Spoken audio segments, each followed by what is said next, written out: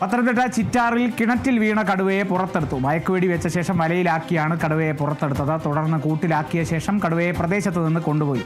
വിലൂന്നിപ്പാറ സ്വദേശി സദാശിവന്റെ വീട്ടിലെ കിണറ്റിൽ പുലർച്ചെയാണ് കടുവ വീണത്. ശബ്ദം കേട്ടെത്തിയ വീട്ടുകാർ കടുവയെ കണ്ടതോടെ സമീപവാസികളെയും വനംവകുപ്പ് ഉദ്യോഗസ്ഥരെയും അറിയിച്ചു. ഉടൻ തന്നെ ചിറ്റാർ പോലീസും വനംവകുപ്പ് ഉദ്യോഗസ്ഥരും സ്ഥലത്തെത്തി. 7 മീറ്ററിലേറെ ആഴമുള്ള കിണറ്റിൽ നിറയെ വെള്ളമുണ്ടായിരുന്നതിനാൽ തന്നെ കടുവയെ പുറത്തെത്തിക്കുക ഏറെ ശ്രമകരമായിരുന്നു.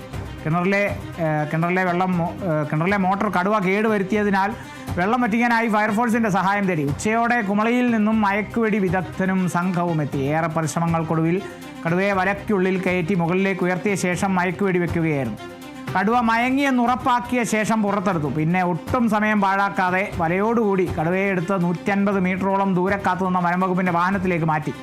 തുടർന്ന് ചിറ്റാർ ഫോറസ്റ്റ് സ്റ്റേഷനിലേക്ക് കൊണ്ടുപോയി. ഇവിടെ വൈദ്യപരിശോധന നടത്തിയ ശേഷമാകും കടുവയെ മൃഗശാലയിലേക്ക് മാറ്റണോ ഉൾവനത്തിൽ തുറന്നുവിടണോ എന്നതിൽ തീരുമാനങ്ങൾ എടുക്കുക. കടുവയെ ഗവി വനത്തിൽ തുറന്നുവിട്ടാൽ കടുവ വീണ്ടും ഇവിടെ എത്തുമെന്നാണ് നാട്ടുകാർ പറയുന്നത്.